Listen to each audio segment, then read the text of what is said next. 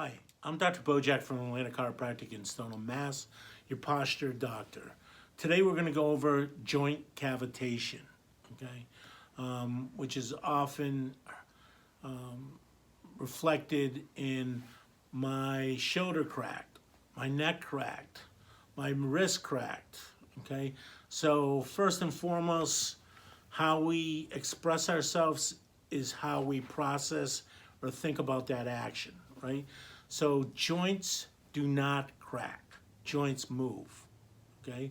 When you think of cracking, you think of glass cracking, okay, into 1,000 pieces. You think of plastic cracking into hundreds of pieces, okay?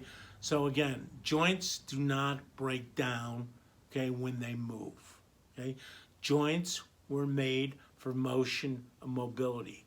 The reason we get into the situations that we get into is that the joints lose their range of motion or lose the motion or the integrity of that motion, which starts to create problems as a consequence to that, okay? So again, remember, joints move. Joints do not crack, okay? So that's the truth in regards to what's going on in this body, okay? So when you hear the sound, okay, the sound is merely a gas being released from the joint when the motion occurs, okay? So you move your shoulder, you hear the joint moving or the sound in the joint sometimes in your shoulders. You move your elbow, sometimes you hear the sound in your elbow. You move your wrist, sometimes you hear the sound in your wrist. You move your knee, you move your ankle, okay? People literally will crack their knuckles or move their knuckles to hear that crack as a consequence to that, okay? So it's not something that we're not aware of. It occurs consistently, day in and day out in regards to our motion in our bodies as a result. Okay, so literally the joint cavitation, the definition or distinction of joint cavitation is small pockets of gas created by the synovial fluid that are rapidly released from the joint, producing a sound. Okay, so that's literally what's going on, right? So there's a gas that builds up in the joint moves, the gas is released, the sound is produced. Okay? So that's pretty much the process. Okay?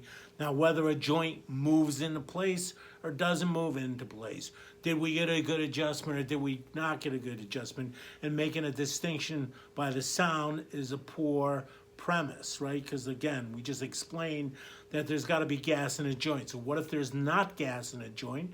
And what is if you don't hear anything, you move your joint and you move your shoulder and there's no sound?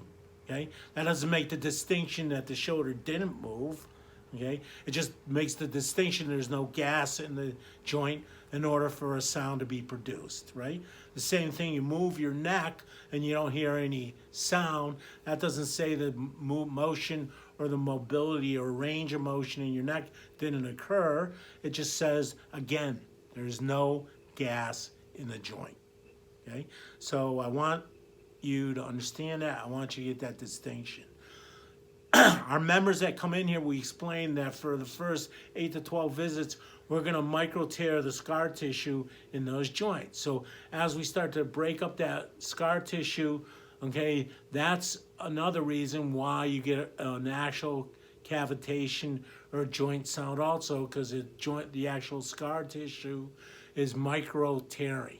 Okay, the nemesis of most joint dysfunction starts with scar tissue, right? Scar tissue is what? It's weaker, it's less elastic, and it's less vascular, okay? So remember what we explained, that we had I believe we go over scar tissue in another clip that you can check on our YouTube channel. But what we want to see is nice linear patterns of that scar tissue versus kind of squiggles, okay? The squiggles is broken down scar tissue. As we start to create more and more motion, you get a nice linear distinction of that tissue, which is what we want. And it's kind of like your gums, right? Your gums determine how healthy your teeth are going to be, and your teeth need to sit in those gums in order for them to be healthy. The gums need to be healthy. Okay, the same thing with the scar tissue, right? Our joints, our spinal joints sit in this actual soft tissue.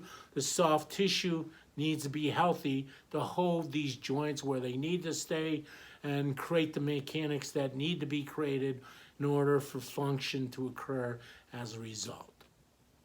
Okay, so again, range of motion, most important thing. Okay, you're gonna stretch. You go to the gym, you're gonna work out. Okay, you're gonna go to your yoga class. Okay, you're gonna go to your Pilates class. Okay, they're gonna put you through ranges of motion. If you have instability in the joint and you have some traumatized joints that have scar tissue and you're only going through 20% of the range of motion, you're literally, okay, wasting a lot of your time and your effort because you're not going through a full range of motion.